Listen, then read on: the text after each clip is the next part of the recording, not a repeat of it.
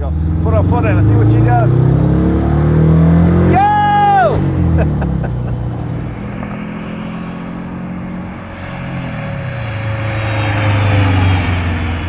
Welcome to another episode of Jay Leno's Garage. You know, the 1957 Porsche Speedster, one of the most iconic shapes, one of the most iconic sports cars of all time.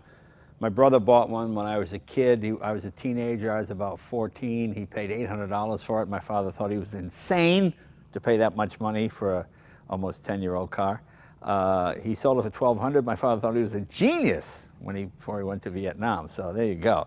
Although this looks like a 1957 Porsche Speedster, there's hardly anything Porsche about it. But I just saw it on the road. You know, and every now and then you see a car, and just the way it sits, just the way it looks, it's intriguing. I looked at the build quality of this, and I said, no, is it a real Speedster? I couldn't tell. So I kind of pulled the owner over, and I opened the hood. Oh, look at that. I asked him to come to the garage. You'll see what the surprise is all about. Tom Murtaugh. Tom, come on in, buddy.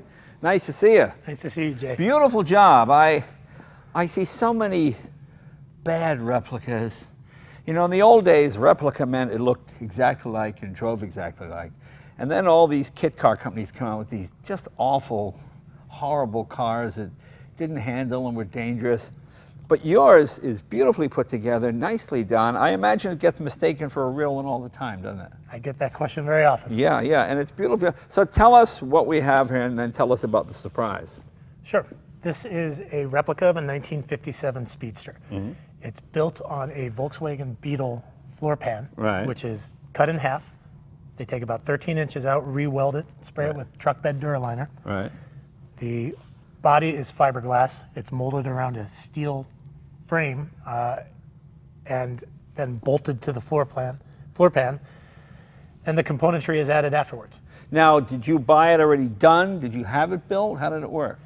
My wife and I went to a manufacturer of these cars, and we spec'd it and picked out the colors and the stitching and built it together. And who's the manufacturer of the body? Who is that?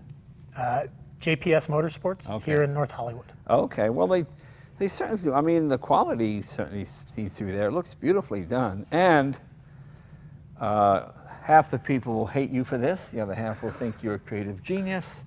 The hot rodders will go, who cares? Tell us what the engine is. The engine is a water-cooled Subaru 2.5-liter dual overhead cam boxer. Wow, okay. So which is way more horsepower than this car had, what, I think 60, 70 horsepower in new, something like that?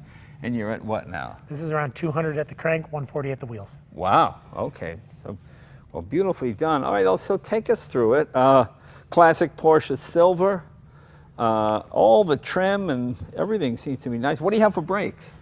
They're Willwood 4-caliper brakes. Okay. That's what we use on all our stuff. Willwood is really, really good. And is this lower or the same height windshield? Same height. Same height, okay.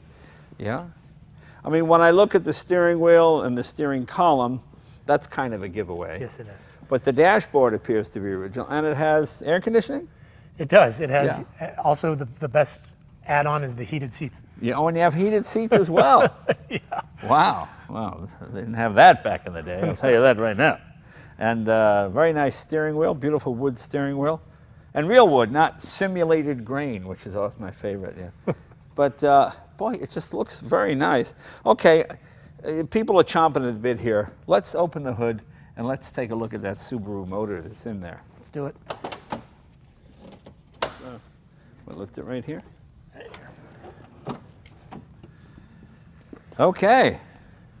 So we have a water-cooled Subaru boxer engine in here. And your radiator is right?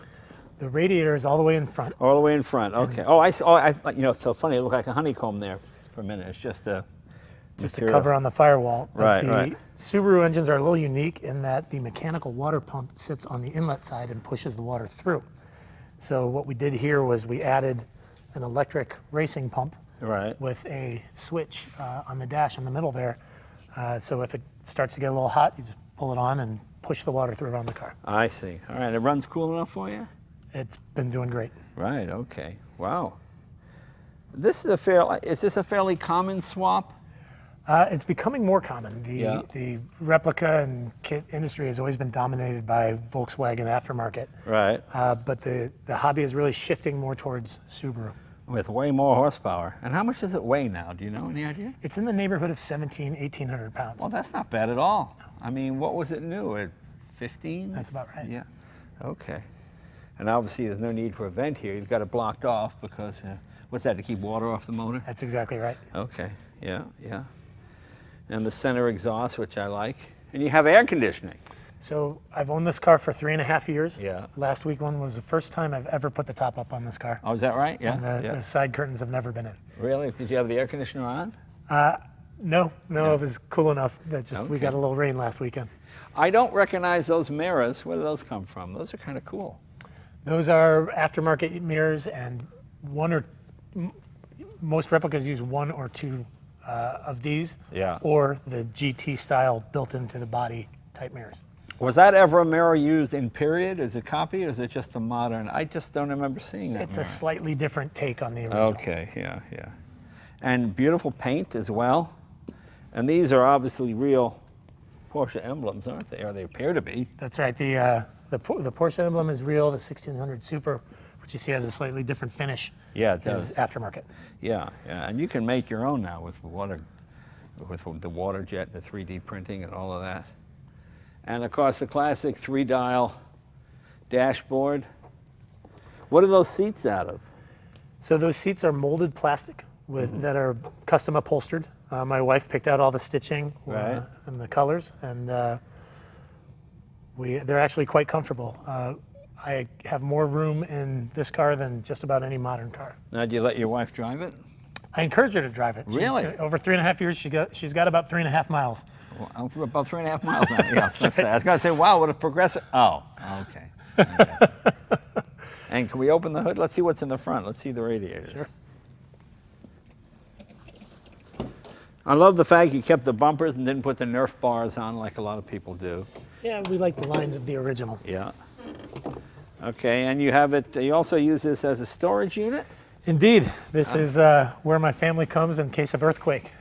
In here we have Coast Guard water rations that will last 3 days. Right. We have CB radios, we have hand crank flashlights, we have the Rambo knife with the fishing kit. Oh, you gotta have the Rambo knife, yeah. Wow, okay. So this is all you keep your earthquake preparedness kit in No the kidding. car. It doesn't hurt to have a little extra weight up front. Yeah, seeing as other engines on. Right, okay. All right, very good. And what do you have? 2 big batteries down here. Oh, 1 big battery, okay. Battery, air horn. This is the pump for the tires with the fix-a-flat. Okay, and where is your radiator? The radiator is down underneath the car. It is very slightly angled down with no shroud. Do you use a fan to pull through a push? It's a push fan. A push, pushes from, okay. And it works fine, huh? Okay. Thermostatically controlled, or you switch it on and off each time? The radiator fan is thermostatically controlled. Okay. And then as we discussed, the electric supplemental pump is manual. Right. Well, nicely done. I mean, nice, the fiberglass. Oh, and you have that plastic on here as well. Yeah, you know, the first few months I owned it, every little paint chip broke my heart. So. Yeah. Well, that's pretty amazing. And I do like those mirrors. Yeah, I mean, I thought it was real when I saw it. It fooled me, especially the bumper in the front, because most people, when they do a kit car, they put the Nerf bars, and that kind of gives it away a little bit. But it looks great. Now, have you run into any real do Porsche guys get mad when they're fooled? You know, most of them are very gracious and excited that people are continuing the hobby. Some of the parts are common, so they also appreciate the fact that we're keeping the aftermarket going. Right. And you know, one of the great things about being a car enthusiast is the community. Right. And the people that you meet are just so nice and genuine, and I haven't had any experiences where someone's looked down or... Yeah. Well, apparently you don't read our comment section. People get mad. We had a Mustang with a Chevy engine. I am never watching this channel again. Well, why don't you just watch another video if you don't like that? People get all upset about everything. It's hilarious. Well, it's hilarious. when you're ripping through the canyons with the wind in your hair, that's right. It really doesn't matter. Doesn't matter. You know, you're right. We should rip through the canyons with the wind in our hair. Let's go do that right now.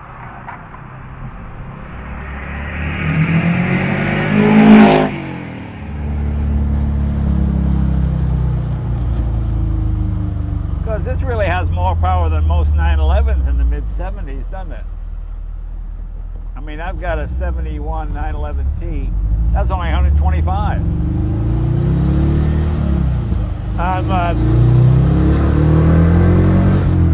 And the red line is about the same, isn't it? Actually, we can probably go up to about 7,000, 7,500 safely in this car. Really? However, I generally respect the indicated 6,500. Yeah, yeah. Now, is the engine stock or you built the motor? The engine is stock, but it's chipped. Okay. So my old college roommate actually just moved in less than a mile from my house. Yeah. And he's got a 74 911 with a slightly built engine. And we rip around in the canyons quite a bit together. Yeah. And it's reasonably evenly matched. Yeah, you can take him this, you think? I'll start a grudge match. I'll take the fifth on that one. Yeah, yeah. What tires you got here? So those are Toyo R-Compound autocross tiles. Yeah. They're street legal. They feel a little hard. They'll soften up as we warm up a little bit. Yeah. And they're just grip for days. The difference between, summer performance tires and these autocross tires is astounding. Was there any thought of doing a 5-speed conversion, or is there no 5-speed conversion available? So there are two ways to do it. Some guys build out the Volkswagen transaxle to accept a fifth gear, and some adapt a Subaru transaxle for this car. The overdrive fourth gear actually works pretty well. I can bury the needle on that speedometer. Yeah. Don't ask me how I know. Yeah. And so I don't really feel a need for an extra gear. Right. And the Subaru engineering hasn't quite been figured out yet, seeing as how the engine is reversed. Yeah. So I would say that's a riskier setup at this point in time. And how many miles you put on this since it's been built? I just rolled 12,000 on the way over to your place. Okay.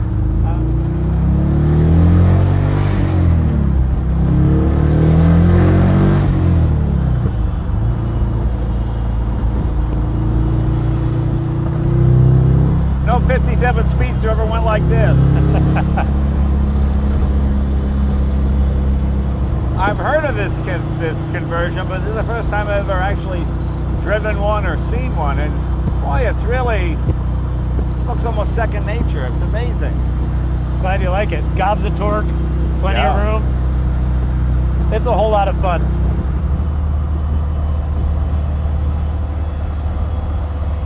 These seats are actually quite comfortable.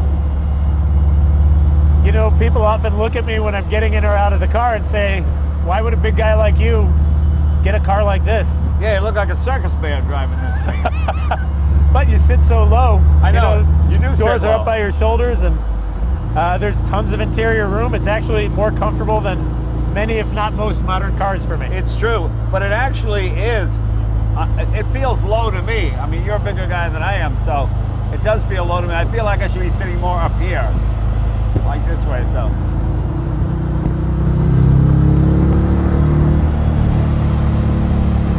This engine feels unbreakable, doesn't it? It really is pretty bulletproof.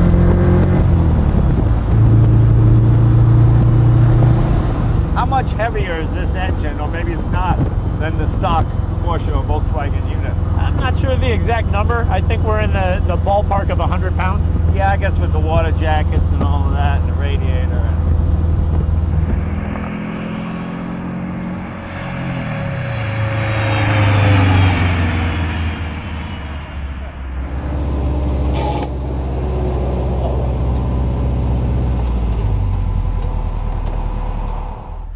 Take it up in the hills. This seems like a canyon car. We'll drive around a little bit. Boy, it's got so much power. It really does. Don't forget you have 1/8 of a ton ballast in your passenger seat. Yeah, that's right. There you go. There you go. And I got it. But luckily, if there's an earthquake while we're driving, we'll be able to survive it. Indeed, we will. Cool. Let's take it up in the hills. See how she goes. Sounds great. I come up here and all my motorcycles that are 80 or 100 years old. I mean, they're almost as fast as modern motorcycles, but there's no brakes, Wow. And there's hardly any suspension. So these roads are great for it. You can kind of go along and, a Like if I know I have to stop at the shop, I start to put the brake on here, and I know it'll stop me by the time I get to the shop. But this is the perfect car for these roads, and you're not even going to use all the horsepower here, you know? You see why back in the day 70 horsepower was more than enough, because most of the roads were like this, you know? There weren't any real freeways or super highways.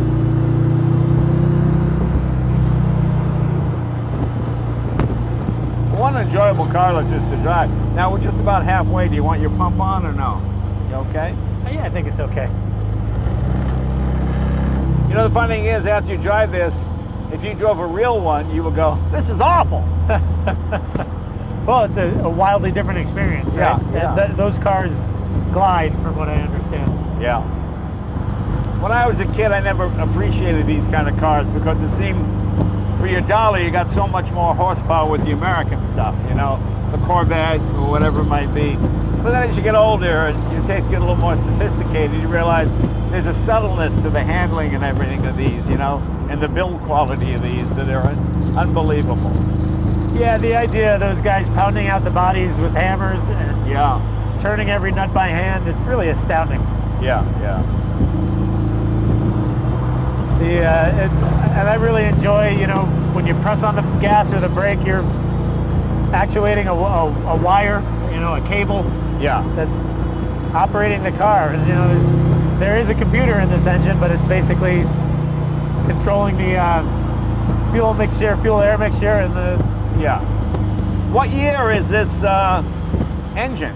So this is a late 90s Subaru Legacy, was where this engine was stock. Like how much horsepower does the more modern Subaru engine have? Well, with the WRXs and the Imprezas, you're in the 300s. Wow. And can those engines be bought as crate engines, or do you have to go to a junkyard and find a wreck one? I know that there's a thriving aftermarket building those out. Yeah. And there's a guy out here who builds them out to upwards of 700 horsepower for sand rails. Wow. And that's one of the great things about the Subaru engines. They are not only largely bulletproof, but they are built to handle an incredible amount of power. Yeah. Here we go. Put our foot in and see what she does. Yo!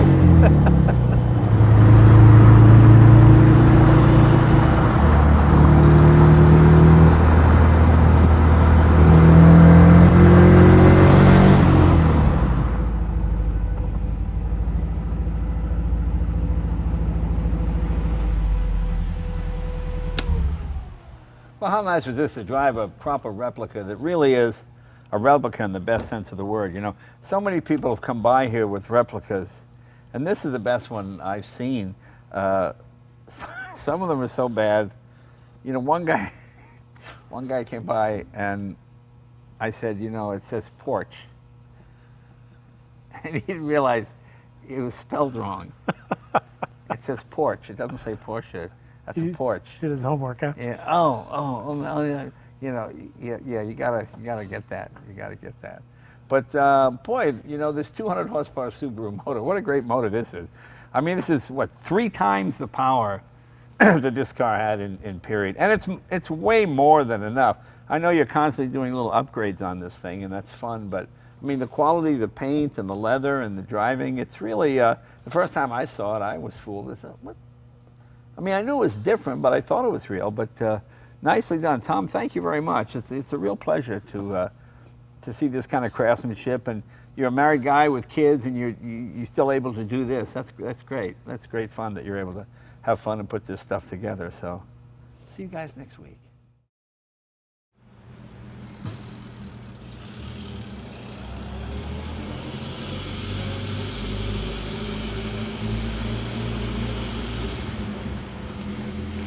Mm-hmm.